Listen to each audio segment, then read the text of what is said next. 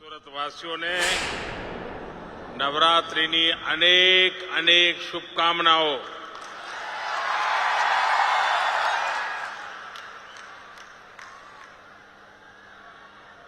वैसे नवरात्रि के समय मेरे जैसे व्यक्ति को सूरत आना आनंददायक है, अच्छा लगता है। लेकिन नवरात्रि का व्रत चलता हो तब सूरत आने में थोड़ा कठिन लगता है।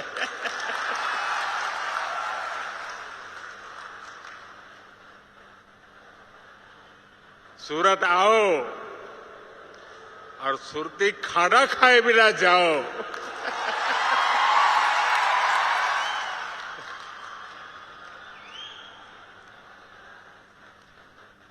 ये मेरा सौभाग्य है कि नवरात्रि के इस पावन अवसर के समय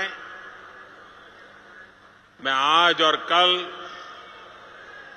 गुजरात की धरती पर इंफ्रास्ट्रक्चर, खेल संस्कृति और आस्था से जुड़े कई बड़े आयोजनों का हिस्सा बनूंगा।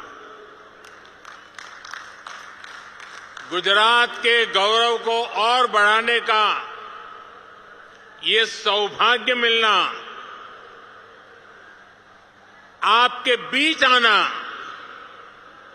और आप सबके आशीर्वाद लेना, आपका ये प्यार, आपका ये उत्साह दिनों दिन बढ़ता ही जा रहा है।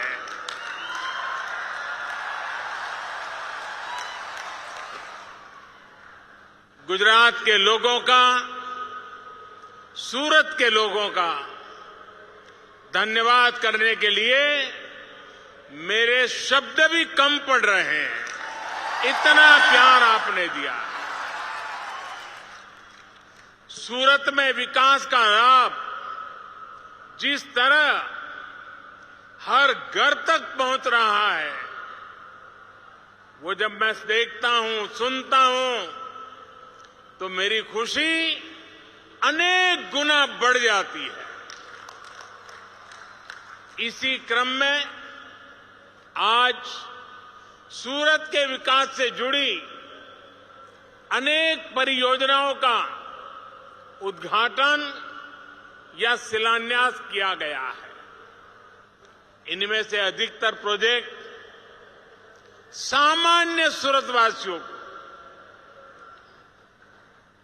मध्यम वर्ग को, व्यापारी वर्ग को ये अनेक प्रकार की सुविधाएं और लाभ पहुंचाने वाले हैं। मुझे बताया गया कि अमृत सरोवर, 75 अमृत सरोवर सूरत में उसका काम बहुत तेजी से चल रहा है। इसके लिए भी जिले के सभी साथी, शासन, प्रशासन, हर कोई और मेरे सूरतवासी भी बधाई के पात्र हैं। साथियों, सूरत शहर लोगों की एकजुटता और जन भागीदारी दोनों का बहुत ही शानदार उदाहरण है। हिंदुस्तान का कोई प्रदेश ऐसा नहीं होगा जिसके लोग सूरत की धरती पे न रहते हो। एक प्रकार से मिनी हिंदुस्तान सूरत की सबसे बड़ी खासियत यह है कि ये शहर, सूरत इस बात के लिए मैं हमेशा उसका गर्व करता हूं, ये शहर श्रम का सम्मान करने वाला शहर है। यहां टैलेंट की कद्र होती है, प्रगति की आकांक्षाएं पूरी होती है, आगे बढ़ने के सपने साकार होते हैं। और सबसे बड़ी बात, जो विकास की दौड़ में पीछे छूट जाता है, ये शहर उसे ज्यादा मौका देता है, उसका हाथ थामकर आगे ले जाने का प्रयास करता है। सूरत की यही स्पिरिट आजादी के अमृत काल में विकसित भारत के निर्माण के लिए बहुत बड़ी प्रेरणा है। साथियों, इस सदी के शुरुआती दशकों में जब दुनिया में 3 P यानी पब्लिक प्राइवेट पार्टनरशिप की चर्चा होती थी, तब मैं कहता था कि सूरत 4 P का उदाहरण है। 4 P यानी पीपल्स, पब्लिक, प्राइवेट पार्टनरशिप। यही मॉडल सूरत को विशेष बनाता है।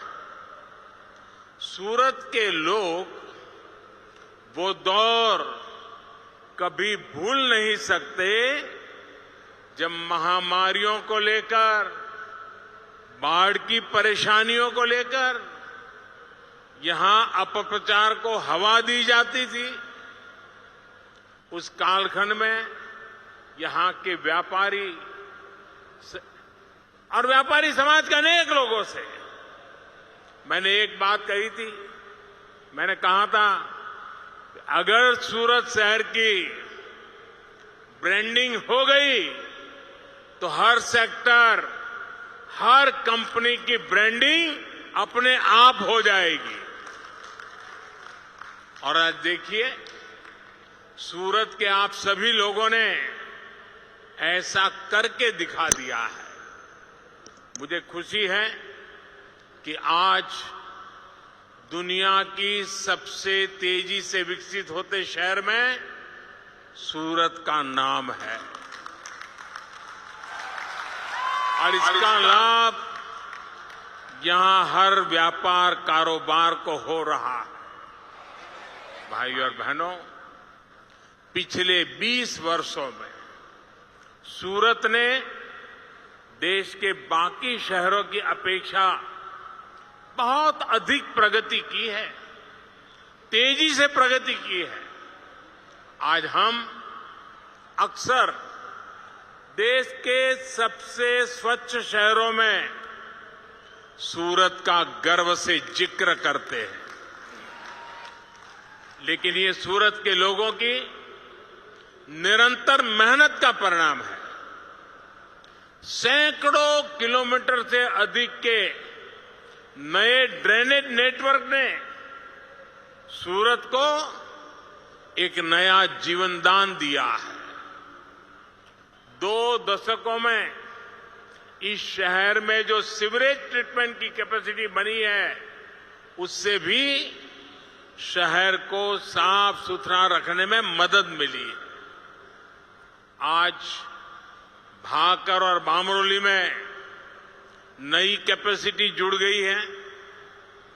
यहां जिन साथियों को काम करते हुए 20 साल से ज्यादा का समय हो चुका है, वो इस बदलाव के बहुत बड़े साक्षी हैं। बीते वर्षों में सूरत में झुग्गियों की संख्या में भी काफी कमी आई है। इन 2 दशकों में यहां गरीबों के लिए, झुग्गियों में रहने वालों के लिए करीब करीब 80,000 घर बनाए गए हैं। सूरत शहर के लाखों लोगों के जीवन स्तर में इससे सुधार आया है। साथियों, डबल इंजन की सरकार बनने के बाद और घर बनाने में भी तेजी आई है और सूरत के गरीबों, मिडिल क्लास को दूसरी अनेक सुविधाएं भी मिलने लगी है। आयुष्मान भारत योजना के तहत देश में अभी तक लगभग 4 करोड़ गरीब मरीजों को मुफ्त इलाज मिल चुका है। इसमें 32 लाख से अधिक मरीज गुजरात के और लगभग 1.25 लाख मरीज ये मेरे सूरत के हैं।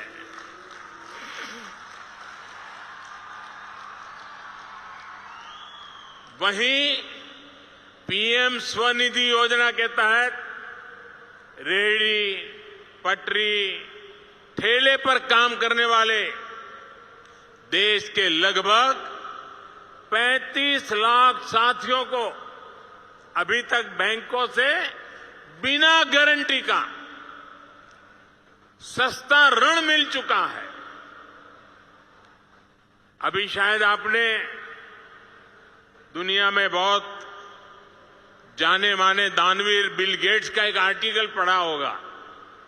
उसमें उन्होंने इस बात का जिक्र किया है, एक लेख लिखा है, उसमें इन 7 चीजों का उल्लेख किया है उन्होंने। साथियों, इसमें गुजरात के 2.5 लाख से ज्यादा लोगों को और सूरत के करीब 40,000 साथियों को इसकी मदद मिली है।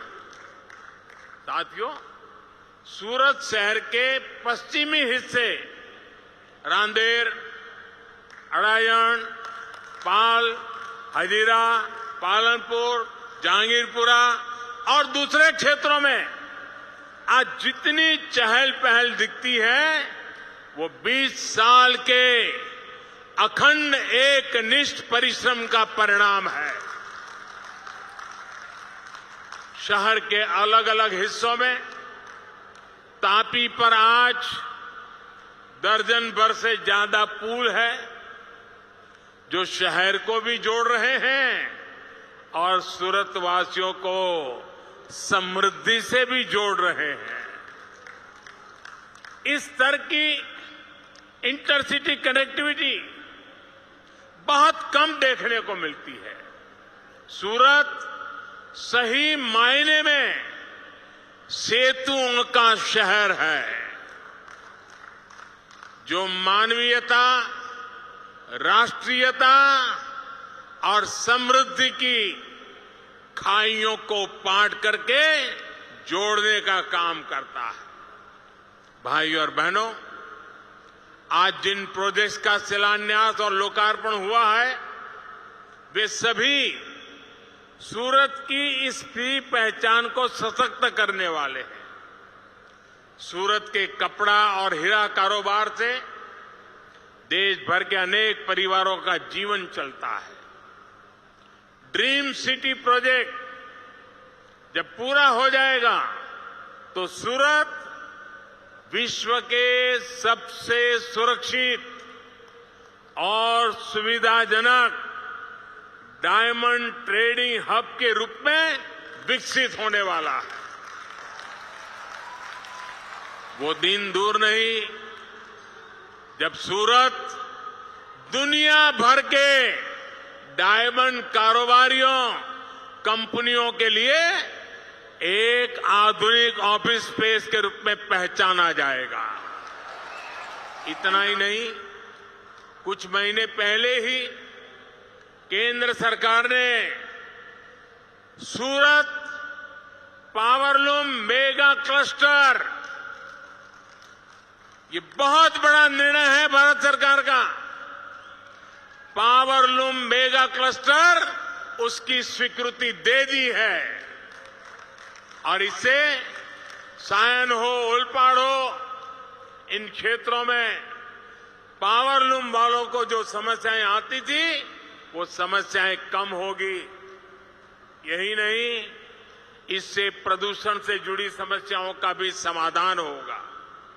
साथियों, सुरती लोगों की खासियत है,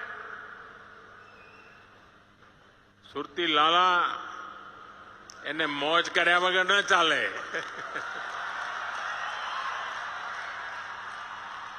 અને બહારથી આવનારો માણસ પણ જોતામાં સુરતી લાલાના રગે રગાઈ જાય। અને હું તો કાશીનો એમપી છું, એટલે લોકો રોજ મને સંભળાવે સુરતનું જમણ, કાશીનું મરણ. અને સાંજ પડી નથી कि ताप्ती नदी ने आसपास इन इलाकों में घूमकर ठंडी हवा का लुत्फ उठाना और कुछ खा पी करके ही घर लौटना. इसलिए ताप्ती के किनारों सहित सूरत को और आधुनिक बनाने के प्रयासों को आगे बढ़ाने के लिए भूपेंद्र भाई और सीआर पाटिल और कॉरपोरेशन से जुड़े लोग, यहां के विधायक, इन सबको मैं बधाई देता हूं आपके इन प्रयासों के लिए. बायोडायवर्सिटी पार्क प्रोजेक्ट के बनने से सूरत वासियों की टहलने की इस आदत को और सुविधा मिलेगी. उठने बैठने सीखने के लिए नए स्थान मिलेंगे.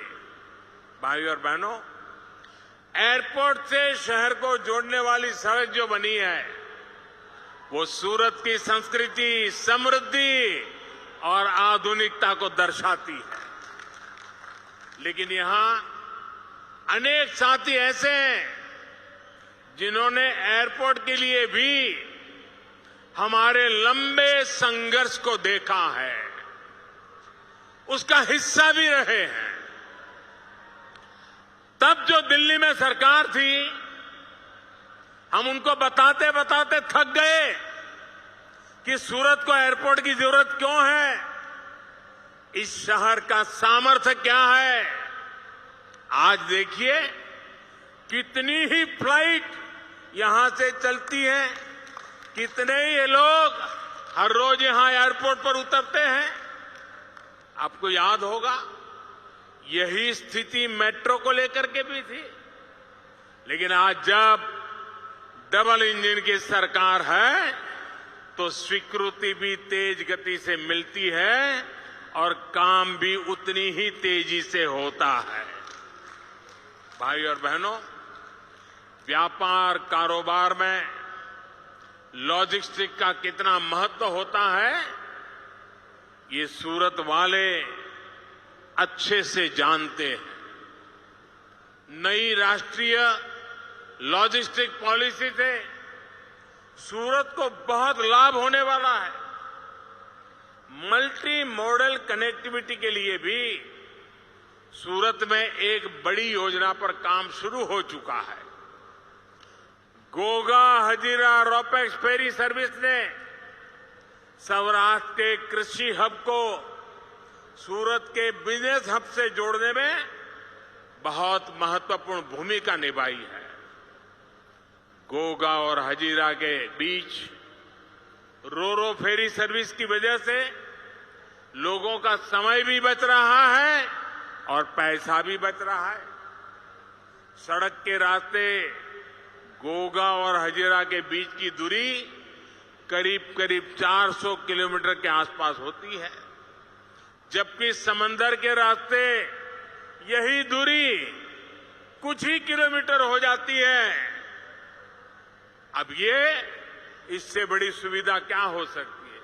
इससे वजह से जहां पहला गोगा से हजीरा आने जाने में 10-12 घंटे लगते थे, वहीं अब ये सफर 3.5-4 घंटे के अंदर अंदर हो जाती है.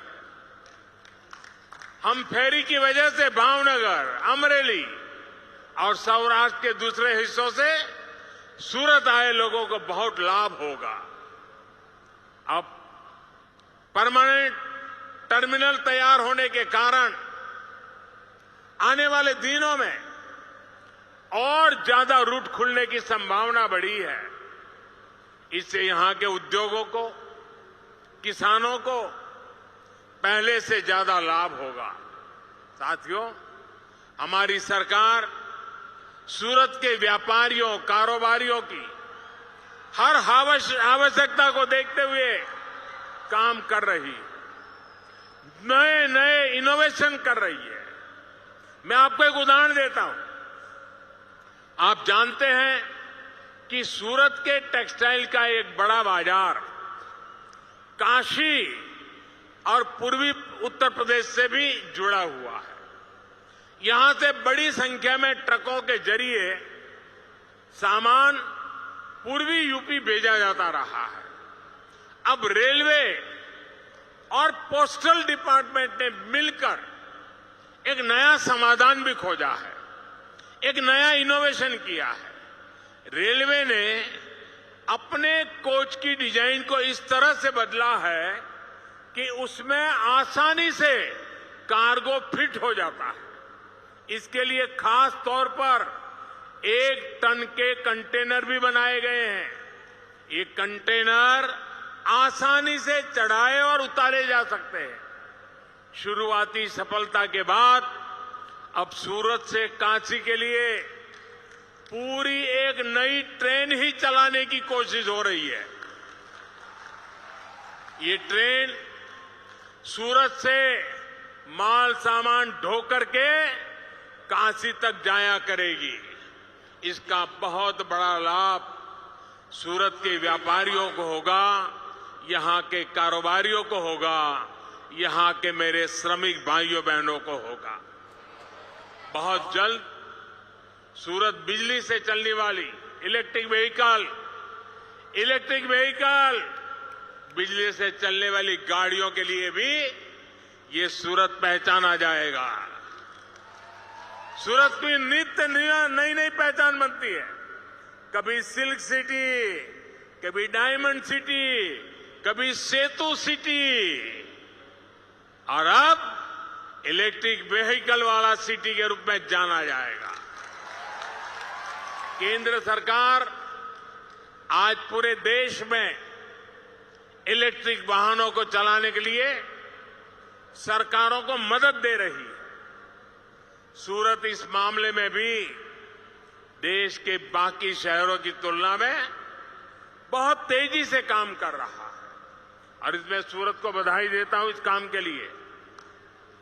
आज सूरत शहर में 25 चार्जिंग स्टेशन का लोकार्पण और इतने ही स्टेशनों का शिलान्यास हुआ है।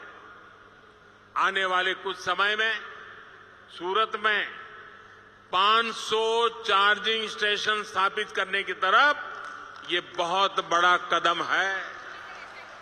साथियों, बीते 2 दशकों से विकास के जिस पथ पर सूरत चल पड़ा है वो आने वाले सालों में और तेज होने वाला है।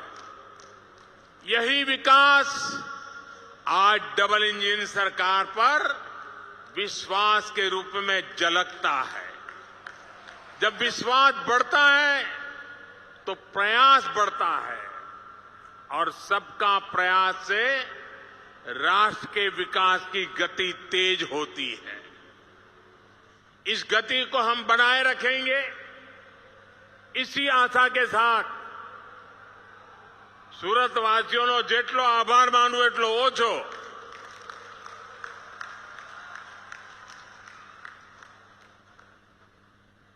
સુરતે ઉદાહરણરૂપ પ્રગતિ કરી છે દોસ્તો।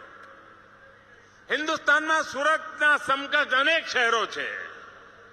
સુરતે બધાને પાછળ પાડી દીધા છે અને આ શક્તિ ગુજરાતમાં જ છે દોસ્તો। આ ગુજરાતની શક્તિને ઊંડી આંચ ન આવે, ગુજરાતની વિકાસ યાત્રાને કોઈ ઉણપ ન રહે, એના માટે કોટી કોટી ગુજરાતીઓ પ્રતિબદ્ધ છે, સંકલ્પબદ્ધ છે। એ જ વિશ્વાસ સાથે ફરી એકવાર આપ સૌને ખૂબ ખૂબ આભાર। ભારત માતા की, भारत माता की, भारत माता की। धन्यवाद।